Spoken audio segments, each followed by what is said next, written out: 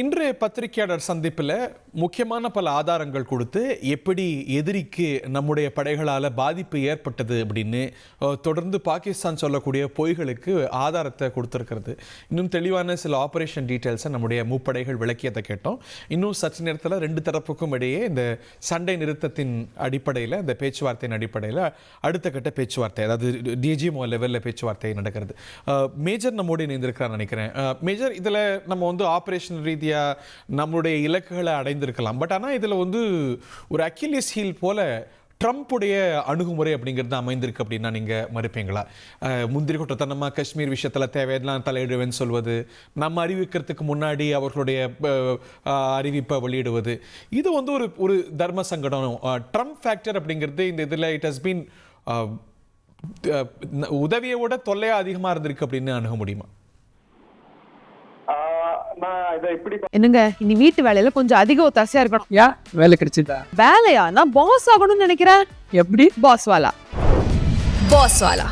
B the boss ஆக மாட்டேன். ஏன்னா அவங்களுடைய director of intelligence Tulsi Gabbard, Kash Patel, இவங்க எல்லாமே ரொம்ப தெளிவான சப்போர்ட் அவங்க கொடுத்துட்டு இருக்காங்க. சர்டன் அமௌண்ட் ஆஃப் இன்டெலிஜென்ஸும் நிச்சயமா அமெரிக்கா, இந்தியாவுக்கு இதுல உதவி இருக்கும். பட் இந்த மாதிரி விஷுவலா வரக்கூடிய இடத்துல அவருக்கு அந்த இட்ஸ் டிபிக்கல் ட்ரம்பிசம்னு அவங்க இதெல்லாம் பிராண்ட் பண்றாங்க. எடுத்தோம் கவுத்தோம் அப்படின்னு பேசுறது. நீங்க பாத்தீங்கன்னா கனடாவுடைய பிரைம் மினிஸ்டர் கவர்னர்னு கூப்பிட்டது, கனடா 51st ஸ்டேட்னு சொன்னது, கிரீன்லாந்து எங்களோடது, பெஞ்சமின் நெத்தன்யாவை அபியூஸ் பண்ணி அதை போஸ்ட் போட்டு அதுக்கப்புறம் டெலீட் பண்ணது, அவரோட ஸ்டைல் இருக்கு. அது இது இந்த இடத்துல நமக்கு நிச்சயமா அது ஒரு பேட் டேஸ்ட்ல தான் நம்ம பாக்குறோம் அதை. பட் நெக்ஸ்ட் டே நம்ம திரும்ப அதுக்கான கிளாரிபிகேஷனை கொடுத்துருக்கோம். காஷ்மீர்ல எந்த மீடியேஷனும் கிடையாது, இனிமே பேசினா பிஓக்கு எப்ப ஹேண்டில் பண்றதா அப்படின்னு சொல்லிட்டு. அதை தாண்டி அதுக்கு அது ஒரு பாகிஸ்தான் ஆதரவு நிலையோ இல்ல இதுவோ எடுக்கிறதா நான் பார்க்கல. ஏன்னா அவரு பொறுத்த வரைக்கும் ரஷ்யா உக்ரைன் போற நான் 48 மணி நேரத்துல முடிச்சிருவேன் அப்படின்னு சொல்லி ஒரு பொலிட்டிக்கல் போல் கமிட்மெண்ட்டே கொடுத்துட்டு வந்தாரு. ஆனா அது நடக்கல. சரி, ஏதோ ஒரு ஃபேஸ் சேவர் மாதிரி நான் பேசினேன் பாருங்க, இப்ப போர் நின்றுடுச்சு அப்படின்ற மாதிரி ஒரு பெர்செப்ஷனை கொடுக்குறாங்க. Always does it. அவர் எப்பயுமே சோசியல் மீடியால டைரக்டா ரொம்ப ஆக்டிவா இருப்பாரு, டைரக்டா பதிவுல போடுவாரு. அதோட இம்பாக்டா தான் நேற்று நம்ம பார்த்தோம்.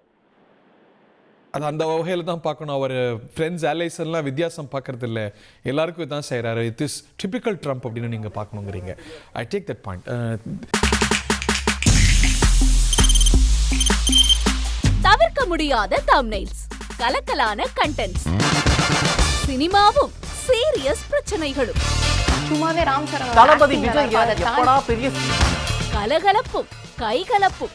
Me too love you. Thank you sir. அவர்களை மாஸ் ஏத்துறது ஏற்ற தெரிக்குதனாலே டன் தான். பிரேக்கே இல்லாமல் பிரேக்கிங் நியூஸ் சொல்லும் தந்தி டிவி ஆப். இன்ஸ்டா தலைமுறை வரை இறங்கி அடிக்கும் தந்தி டிவியின் டிஜிட்டல் எக்ஸ்க்ளூசிவ். பாடி காமிச்சீங்க. அது அதை விட மோசம். இல்ல பாடி காமிச்சீங்கன்னா அது இன்னும் வெரி பேட். தந்தி டிவி ஆப்பை இலவசமா டவுன்லோட் செய்யுங்க. ஃபாலோ பண்ணுங்க, சப்ஸ்கிரைப் பண்ணுங்க, என்ஜாய் பண்ணுங்க.